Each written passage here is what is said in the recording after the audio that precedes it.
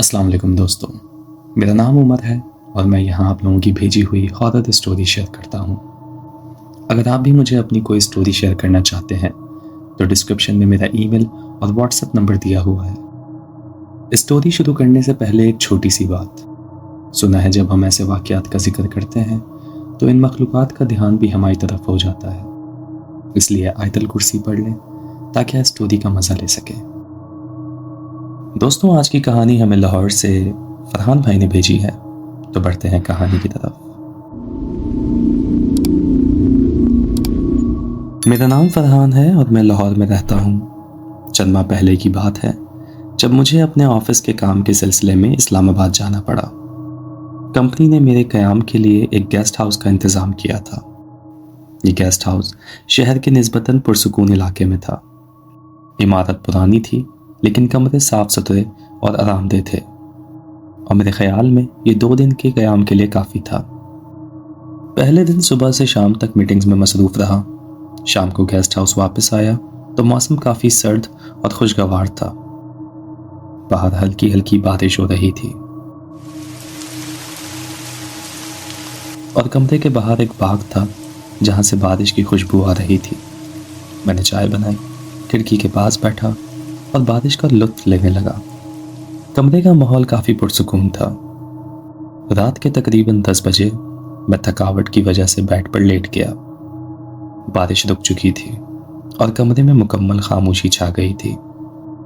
जैसे ही मैं नींद की कैफियत में पहुंचा, अचानक खिड़की के पर्दे की हल्की सी हरकत ने मेरी तवज्जो खींच ली।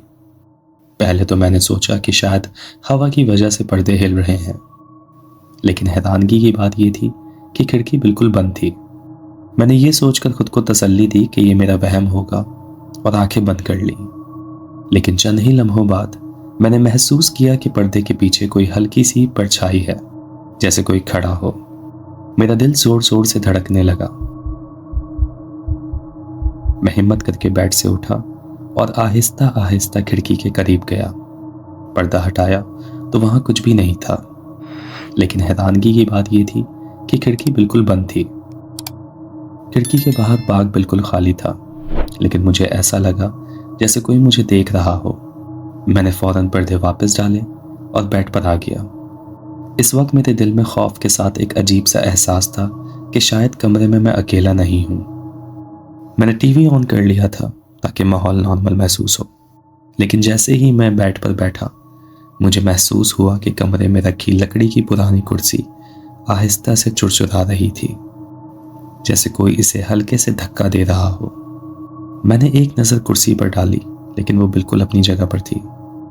मैंने घबरा कर टीवी की आवाज़ थोड़ी बढ़ा दी और कोशिश की कि इन अजीबो गरीब ख्यालात को नज़रअंदाज करूं, लेकिन फिर मुझे अपने पीछे किसी के चलने की हल्की सी आवाज़ सुनाई दी, जैसे कोई दबे कदमों से चल रहा हो। मैंने फौरन पलट कर देखा, लेकिन कमरे में कोई नहीं था। रात के तकरीबन 2 बजे होंगे और मेरी नींद पूरी तरह उड़ चुकी थी। मैंने फैसला किया कि लाइट्स बंद नहीं करूंगा और सुबह होने तक इंतज़ार करूंगा। उस रात मुझे महसूस हुआ कि कमरे में कुछ ऐसा ज़रूर है जो मुझे देख रहा है, लेकिन जाहिर नहीं हो रहा। सुबह होते ही मैंने गेस्ट हाउस के मैनेजर से इस वाक़ये का जिक्र किया।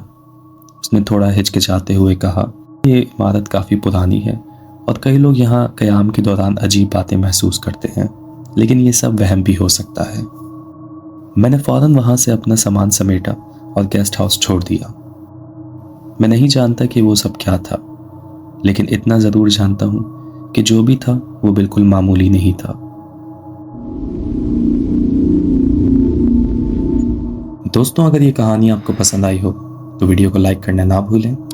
अगर आपके साथ भी कोई ऐसा वाक़या पेश आया हो तो अपनी कहानी डिस्क्रिप्शन में मौजूद ईमेल या व्हाट्सएप के थ्रू हमें भेज सकते हैं।